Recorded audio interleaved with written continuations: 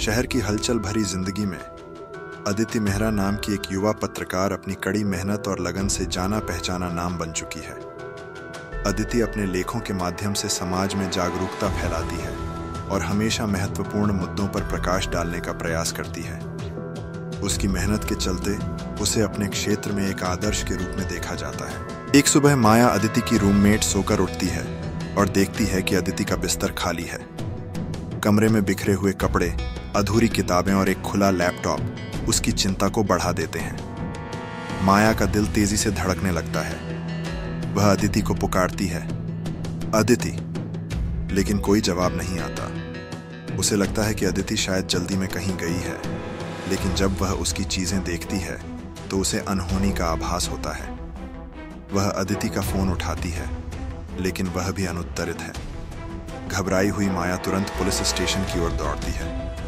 वहां वह इंस्पेक्टर विक्रम राव से मिलती है, जो अपनी बुद्धिमत्ता और तेज नजर के लिए जाने जाते हैं। इंस्पेक्टर विक्रम ने माया की बातें ध्यान से सुनी और गंभीरता से कहते हैं, क्या अदिति ने आपको किसी के बारे में बताया था?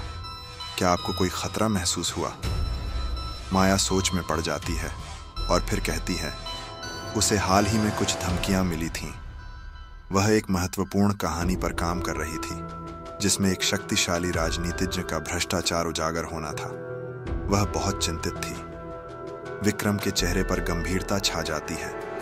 वह अदिति के कमरे की जांच करने के लिए लौटते हैं। कमरे में वह अदिति के लैपटॉप पर एक खुला दस्तावेज पाते हैं, जिसमें उस राजनीतिज्ञ रघु शर्मा के भ्रष्टाचार की कहानी लिखी गई है। इंस्पेक्टर विक्रम तुरंत रघु शर्मा के ऑफिस जाते हैं। वहां पहुंचकर वह उसके कर्मचारियों से बातचीत करते हैं। एक कर्मचारी बताता है, अदिति ने हाल ही में कुछ महत्वपूर्ण दस्तावेज देखे थे। उसने हमें भी इसकी सूचना दी थी, लेकिन हमने उसे समझाया कि यह खतरे में डाल सकता है। वह बहुत जिद्दी थी। विक्रम को यह सुनकर शक होता है। वह रघु से मिलने की कोशिश करते हैं, लेकिन वह अड़ियल हो जाता है। मैंने अदिति को कभी नहीं देखा, वह कहता है। उसके चेहरे पर आत्मविश्वास की झलक है। विक्रम को लगता है कि रघु कुछ छिपा रहा है। विक्रम अदिति के दोस्तों और सहकर्मियों से मिलते हैं। सभी उसकी बहादुरी और सच्चाई की खोज की सराहना करते हैं। एक सहकर्मी समीर कहता है, वह बहुत साहसी थी। उसने मुझे बताया था कि अगर कुछ भी गलत होता है तो मुझे सूचना देना। विक्रम को एक सुराग मिलता है जब वह जानता है कि अदिति ने एक गुप्त स्थान पर कुछ महत्वपूर्ण दस्तावेज तैयार किए थे, जिनमें वह राजनीतिज्ञ की काली करतूतों का खुलासा करने वाली थी। एक रात विक्रम और उसकी टीम उस गुप्त स्थान पर पहुंचते हैं, जहां उन्हें अदिति की कार मिलती है। कार के पास कुछ पेपर्स बिखरे हुए हैं, जो उसकी जांच के नोट्स हैं। अचानक विक्रम को एक संदेश मिलता है, मुझे बचाने के लिए जल्दी करो, वे मुझे ढूंढ लेंगे।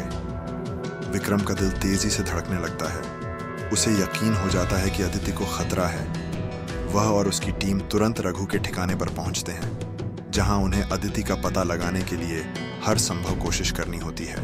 विक्रम रघु को पकड़ने में सफल होते हैं और उससे पूछताछ करते हैं, अदिति कहाँ है? वह गुस्से से पूछता है। रघु पहले तो इनकार करता है, लेकिन विक्रम की जांच और दबाव के आगे उसकी हिम्मत टूट जाती है। ठीक है, मैंने उसे पकड़ लिया था, लेकिन मुझे नहीं पता वह कहाँ है, वह चिल्लाता है। विक्रम ने उसे गिरफ्तार कर लिया, लेकिन अदिति की खोज जारी रहती है। आखिरकार विक्रम और उसकी टीम अदिति को एक पुराने गोदाम में पाते हैं, जहां उसे बंदी बनाकर रखा गया था। अदिति की आंखों में डर और विश्वास की एक झलक होती है। आप यहाँ हैं, वह कहती है, राहत की सांस लेते हुए। विक्रम उसे सुरक्षित रूप से बाहर ले आते हैं और अदिति अपने भाई के गले लग जाती है। अदिति की वापसी से पूरे शहर में खुशी का माहौल छा जाता है। इंस्पेक्टर विक्रम को उसके साहस और सच्चाई की खोज के लिए सराहा जाता है।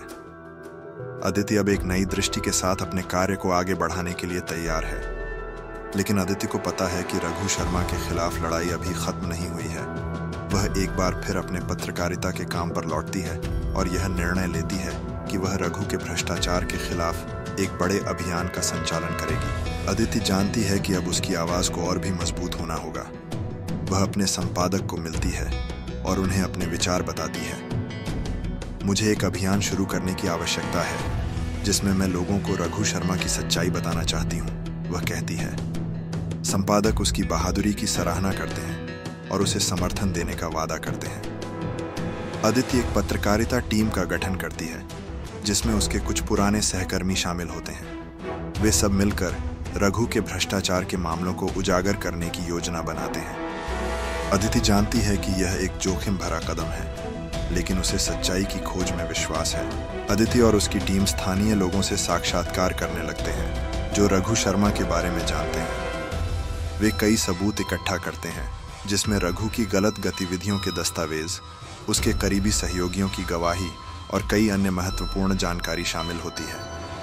अदिति जब अपने लेख को अंतिम रूप देती है तो वह यह सुनिश्चित करती है कि सभी जानकारी सटीक हो।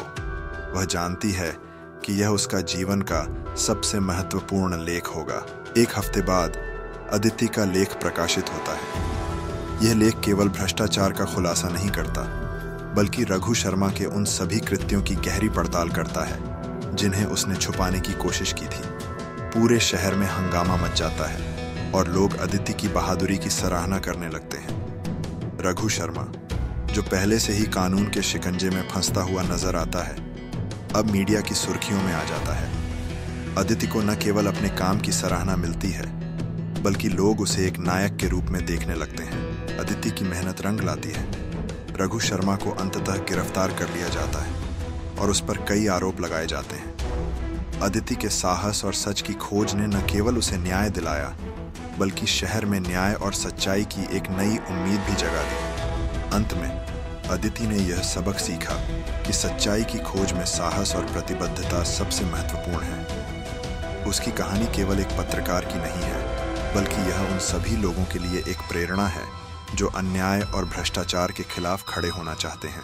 इस कहानी में अदिति की यात्रा ने हमें दिखाया कि सच्चाई की खोज में कठिनाइयां आ सकती हैं, लेकिन अगर आप अपने सिद्धांतों पर खड़े रहते हैं तो आप निश्चित रूप से जीत सकते हैं। अदिति की कहानी यह दर्शाती है कि सच्चाई की ताकत सबसे बड़ी होती है और जब आप सच्चाई के लिए खड़े होते हैं तो दुनिया आपके साथ होती है।